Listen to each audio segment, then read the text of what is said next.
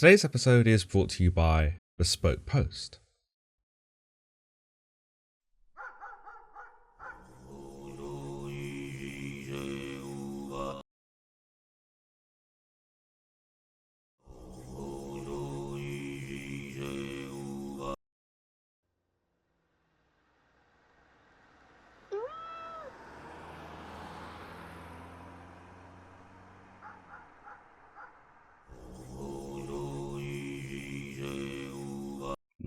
I've had enough of this.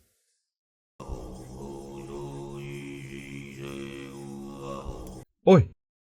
Shush!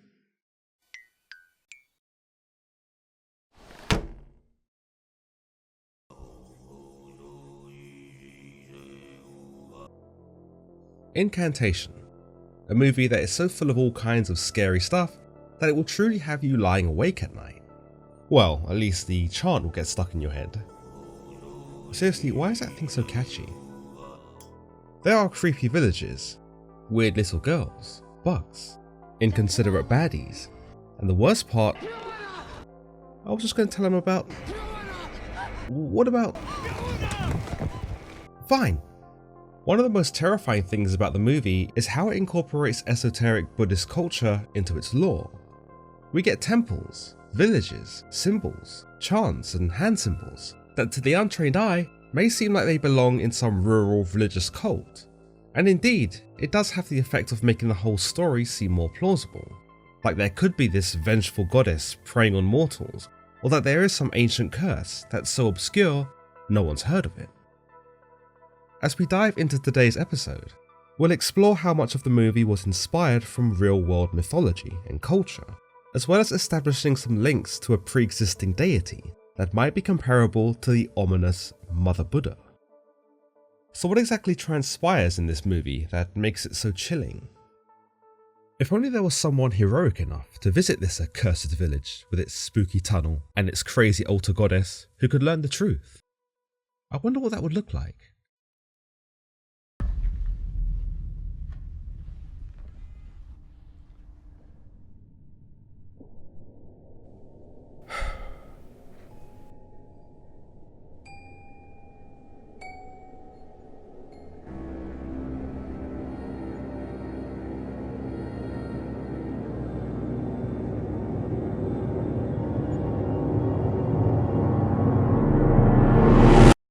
Oh, thank God. It's just today's sponsor, Bespoke Post. Special thanks to today's sponsor, Bespoke Post, for making this episode possible. Bespoke Post is a monthly membership club delivering a box of amazing goods and high quality items from brands you might not have heard of, because 90% of the products come from small brands, many of which are based in the US. The subscription service is free to join, and you can cancel at any time. But maybe you won't, because every month, Bespoke Post introduces their members to tons of tailored items. With a personal preference quiz, members can receive tailor-to-fit products, from outdoor gear, home and kitchen goods, and even food. Every box of Awesome has around $70 worth of goods inside, but costs you only a fraction of the value. You can preview your box of Awesome before it's shipped, so you know exactly what you're getting. And if you find it really doesn't tickle your fancy, you can swap it for a different box, or skip the month entirely for no charge. From the products I've seen on Bespoke Post, a couple that's caught my eye is the Weekender box and the Explore box. With the Weekender option, you can get an heirloom-worthy carry-all that's perfect for a weekend away. Store your clothes, toiletries, and maybe even a book in a compact yet stylish bag. The Weekender is built to last too. With a reinforced frame, thick leather handles, and a durable cotton canvas, it's likely going to be your going away bag for quite some time. The Explore box is also great value for money, where you'll receive not only a 22-litre backpack, perfect for hiking, but also a 25-ounce water bottle, an LED headlamp, and a toasted coconut and vanilla bean bar. To get 20% off your first box of Awesome, click the link in the description and enter TLH20 at checkout, or go to bespokepost.com/TLH20. Now let's dive into today's tale of youthful stupidity, ancient evils, and questionable parenting. The story opens with us, the viewer, being told to chant an incantation and to remember and visualize a symbol that will, in effect, help save the daughter of the protagonist, Lee Ronan. We come to understand that Ronan is cursed, and that if enough people can send her blessings through the mantra Ho Ho Shi Yi Si Se Wu Ma, then this will lift the curse. Now, this isn't just some cult superstition, no. She's actually cursed, but it's because Ronan had committed a religious taboo in her past. As we later learn, 6 years prior to current events, Ronan and her boyfriend Dom and Dom's cousin Yuan enter into a remote clan village in an effort to film a ritual for their Ghost Hunters style channel. See, no one wants to make an honest channel anymore, he says as he makes a video about their video. The village appear to be practitioners of an esoteric Yunnan religion who worship a perplexing and somewhat strange deity known as the Mother Buddha. Dom and Yuan, who have relatives in the village, gain them somewhat easy access, providing they don't film anything and providing they don't go near a mysterious tunnel. The villagers do not appear particularly welcoming. Even Dom and Yuan's relatives don't seem entirely keen to see them. Many of the villagers are also seen to be walking around with their hands structured in a strange symbolic position, that which is also a symbol that Ronan had told the viewer to remember. Of course, at this time, Ronan merely assumes that this is just a local religious custom. Whilst they are here at the village, a clan elder tells Ronan that after her daughter is born, she must submit her name to their goddess, which, though it doesn't make much sense to Ronan, does maintain significant consequences for her later on. Furthermore, this all comes as a shock to Ronan, who had no idea she was pregnant in the first place. Despite being told to stay in their rooms, Ronan, Dom and Yuan sneak out in an effort to film the ritual that they'd come to see. They end up stumbling upon a young girl who seems to have been prepared to be sacrificed to the Mother Buddha. Her body is covered with runes, and she is laid out before the entrance of a tunnel, the same tunnel the villagers had warned the visitors not to go near. Ronan decides to wait with the girl, whilst Dom and Yuan quietly and respectfully descend into the tunnel. 10 out of 10 for subtlety, lads. In a matter of moments, Yuan emerges screaming hysterically before eventually killing himself. Dom's corpse is then seen dragged out by the villagers from the tunnel. These events lead Ronan to live a very paranoid and traumatic life. When her daughter, Dodo, is born, Ronan would leave her at a foster home and went to get psychiatric help, for she explains that because she has not submitted her daughter's name to the Mother Buddha, bad things would be in store for her. She also comes under the belief that anyone who sees the footage of the tunnel is met with an untimely demise, which appears to be apparent considering everyone she has shown it to has died. Put simply, anyone who watches the videotape gets cursed. The end of the footage is damaged, however, so no one really knows what actually happened to Dom and Yuan inside the tunnel. Fast forward 6 years and Ronan has recovered and regained custody of her daughter. However, their house begins to be haunted with a wide range of paranormal activity. Worse yet, Ronan's mental health begins to slip again, as she succumbs to her traumatic experiences, and even worse than that, these episodes begin to manifest in Dodo's behaviour at school. Now, most parents have to hide the scissors, detergents, medication, but Ronan has the extra duty of hiding the video camera from the night of the tunnel, so that little Dodo doesn't stumble upon it and become cursed. So of course, little Dodo stumbles upon it and becomes cursed. Due to Dodo's worrying behaviour, social workers try to take Dodo away from Ronan. With the assistance of Ming, a manager at the foster home where Dodo had stayed, Ronan and Dodo escape and bring Dodo to a shrine. The priest and his wife at the shrine attempt to exorcise Dodo and rid her of her omen. After completing a ritual of their own, they forbid Ronan from feeding Dodo for the next 7 days, which in effect should lift the curse. However, Dodo begins to get pretty sick and loses all strength, which causes a moral dilemma for Ronan: feed her dying kid, or risk starving her so she can live a curse-free life. So conflicted over what to do, Ronan ends up feeding Dodo, but takes her back to the priest and his wife. There, she finds the priest and his wife have been violently murdered. Ming intends to conduct more research on the village that Ronan, Dom and Yuan had gone to, and ends up going to Yunnan.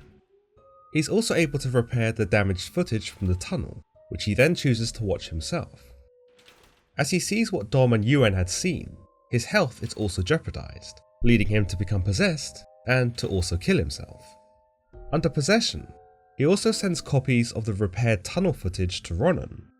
In the footage, we learn that Dom and Yuan came into presence of an altar of the Mother Buddha when they were in the tunnel, but that the altar's face was covered by a red veil.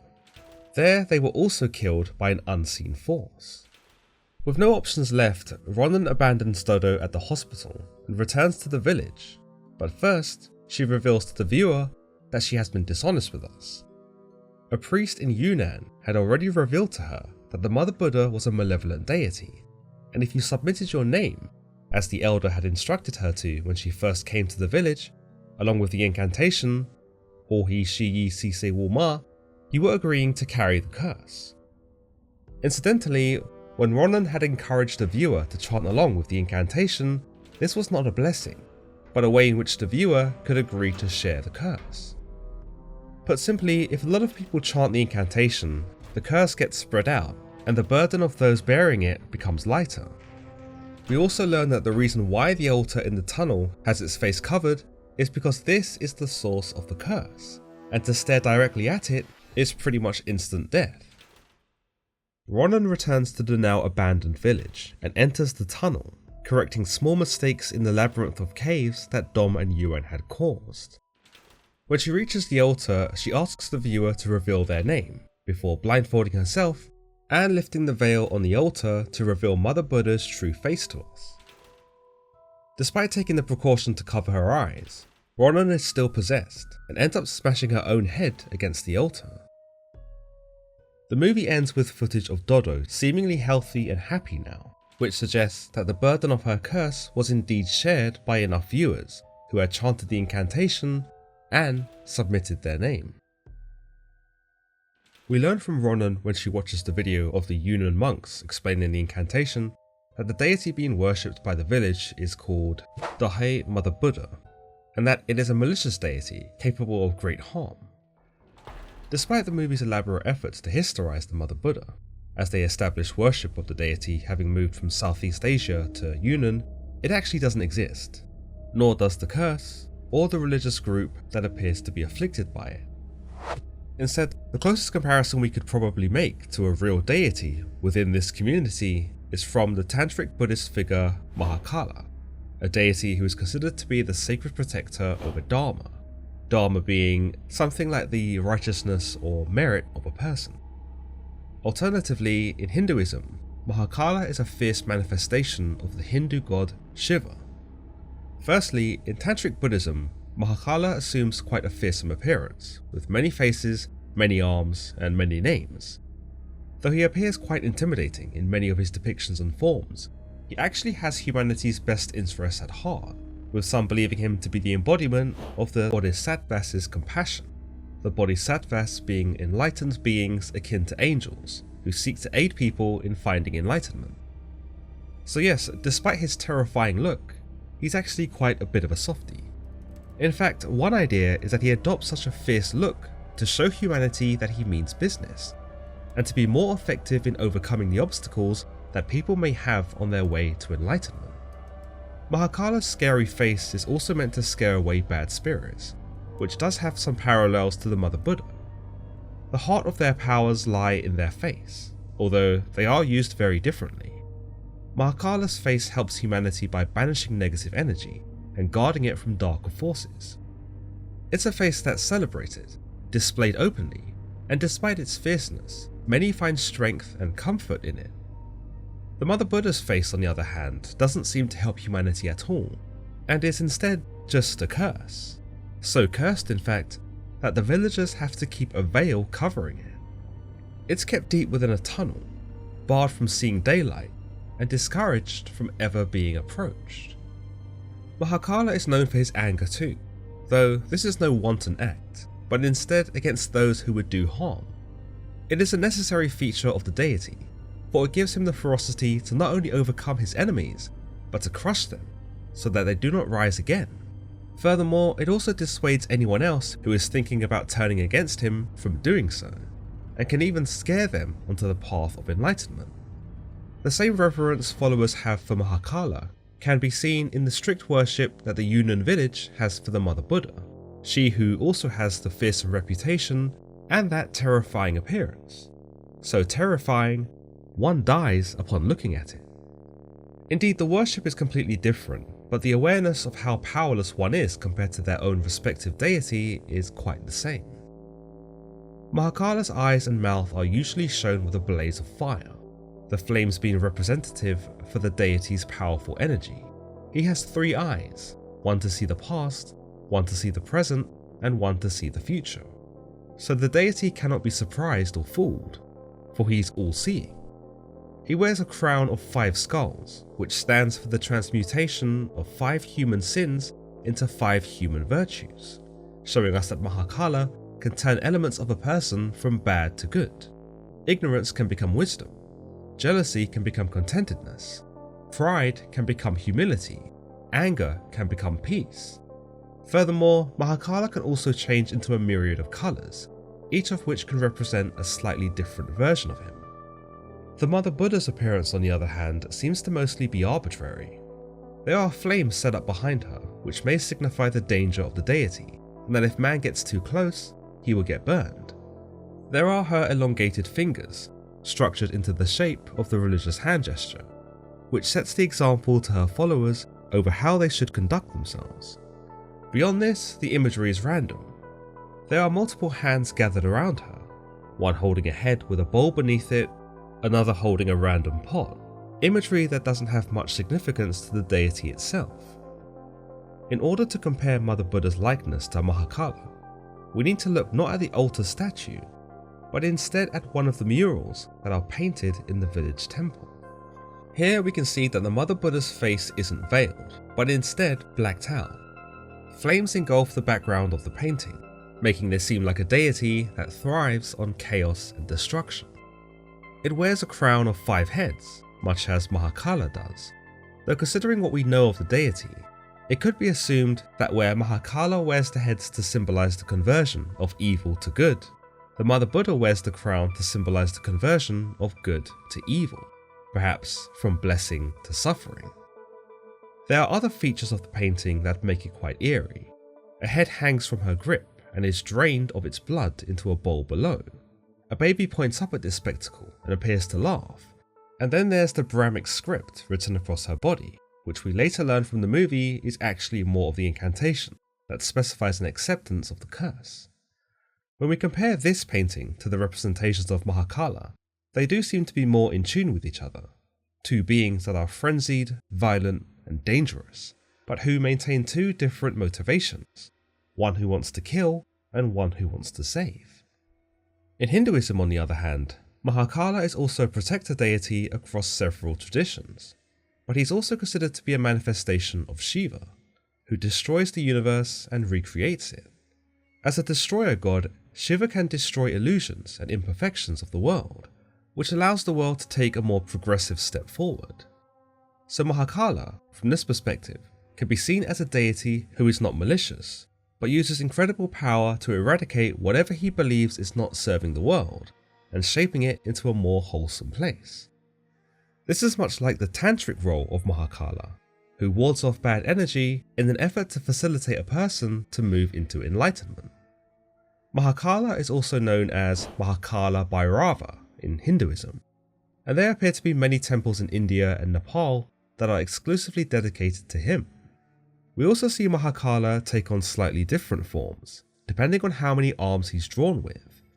His 2-armed form, known as the Black-Cloaked Mahakala, is seen as a protector of the Karma Kagyu school, one of the 4 major schools of Tibetan Buddhism. His 4-armed version is believed to be the protector of the Karma Kagyu also, as well as the Draikung Kagyu, the Drukpa Kagyu, and the Yingma, these being the 3 remaining major schools. Mahakala also has a 6-armed form.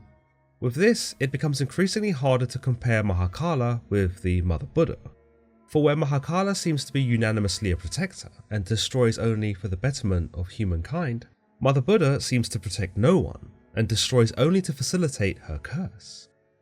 In some cases, it may be more accurate to compare the Mother Buddha to the wife of Mahakala, Mahakali, the goddess of death. Mahakali is portrayed with particularly frightening characteristics. She possesses 10 heads, which each have tongues hanging out of their mouths. She has 10 arms, each wielding a different utensil for a different purpose. She has 10 legs stretched out like a spider, and a 24-faced chain that dangles around her neck. In the Hindu tradition, she is considered to be a goddess of time and death, as well as a female variant of Mahakala, and like the more popular Kali in Hinduism, Mahakali is fierce and violent. Death, however, besides the feminine element, becomes the only common attribute between Mahakali and the Mother Buddha.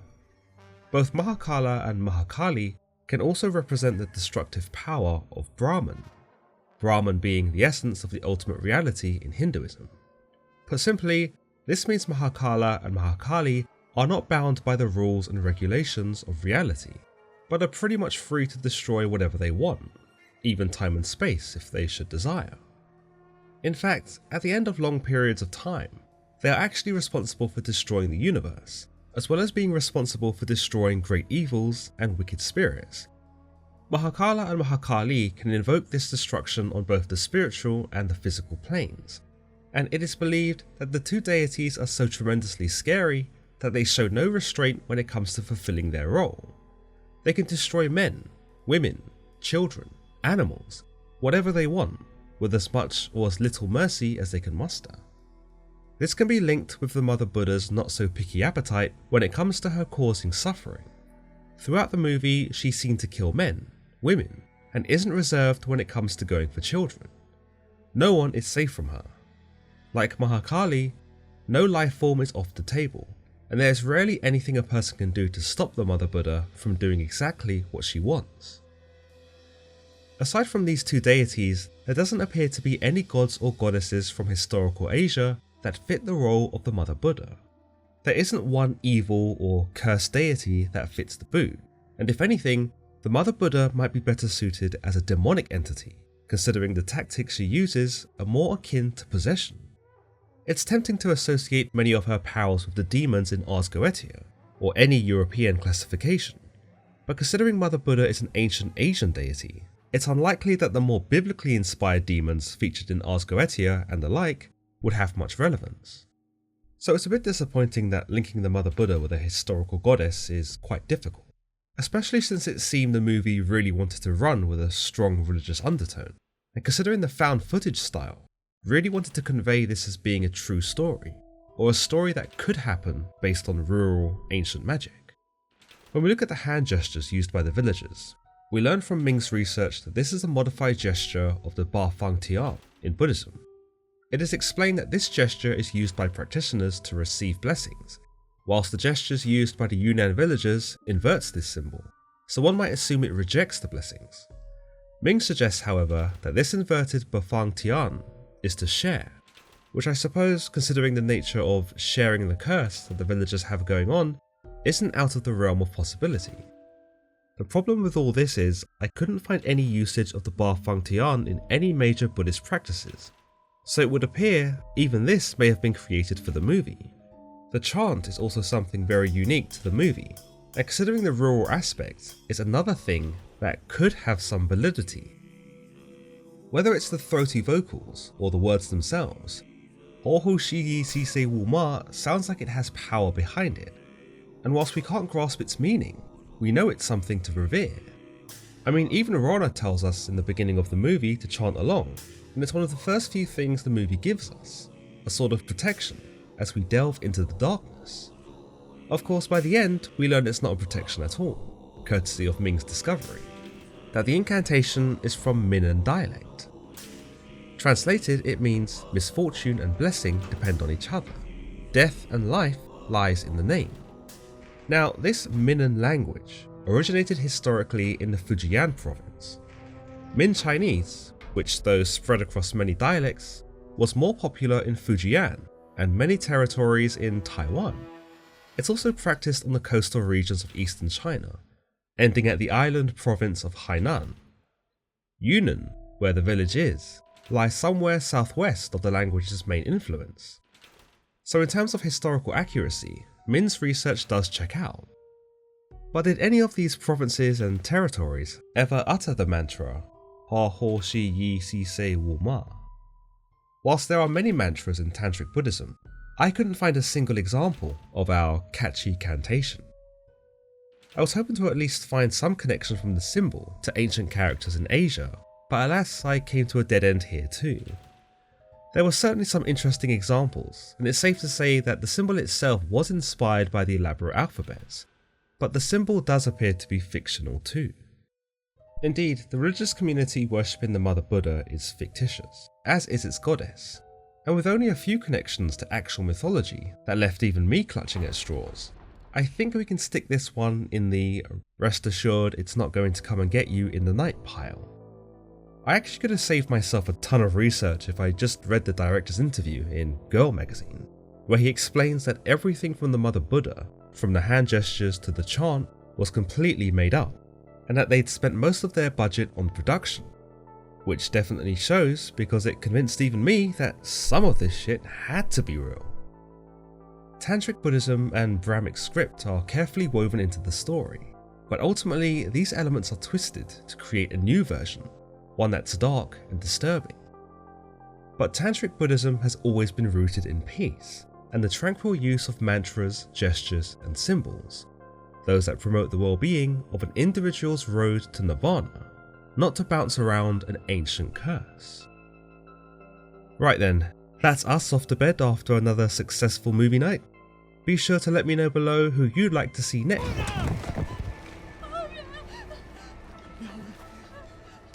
Ignore him, he's in a really bad mood. As always guys, if you've enjoyed today's episode, then don't forget to give this video a thumbs up, and don't forget to subscribe for more content just like this. Until next time.